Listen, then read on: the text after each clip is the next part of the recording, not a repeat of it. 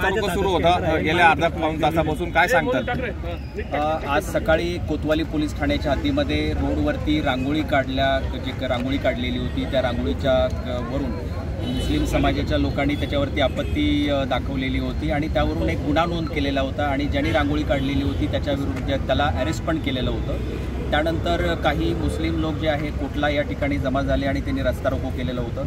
त्यांना तिथून निघून जाण्याचा आपण सूचना केली, त्यांना विनंती केली आणि तरीसुद्धा ते तिथून निघून जात नव्हते. त्यातल्या काही लोकांनी जे आहे दगडफेक सुरू केली. त्यानंतर पोलिसांनी बळाचा वापर केलेला आहे आणि जो जमाव आहे तो पांगवलेला आहे आणि त्यानंतर त्यामधील काही लोकांना ताब्यात घेतलेला आहे. पुढील कारवाई पोलीस करत आहे. यामध्ये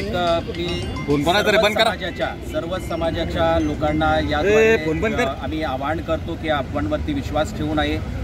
अहिल्यानगर जिल्ह्यात या शहरामध्ये शांतता आहे आणि कुठलाही म्हणजे आता सध्या जी आहे तर ती शांतता आहे. आपण अफवांवरती विश्वास ठेवू नये आणि जे समाजकंटक जे दगड मारणारे होते किंवा जे कायदा सुव्यवस्था बिघडवणारे होते त्यांना आम्ही ताब्यात घेण्यात आलेलं आहे.